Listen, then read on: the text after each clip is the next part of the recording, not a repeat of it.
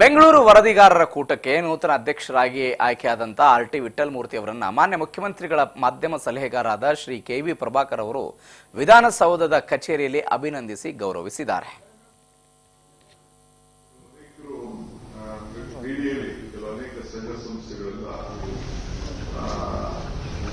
ದೇವಸ್ಥಾನಗಳು ಸಂಘ ಸಂಸ್ಥೆಗಳೆಲ್ಲ ಬೀದಿಯಲ್ಲಿ ಅವರೆಲ್ಲ ಸೈಟ್ಗಳನ್ನು ತೆಗೆದುಕೊಂಡಿದ್ರು.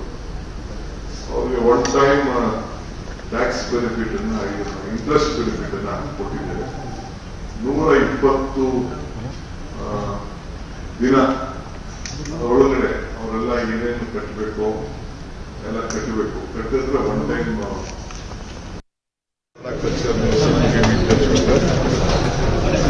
all of you are going to give a sign if she agrees.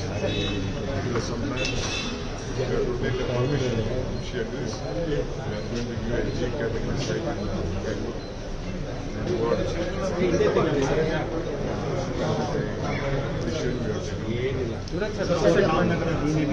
today, entire cabinet we discussed legally.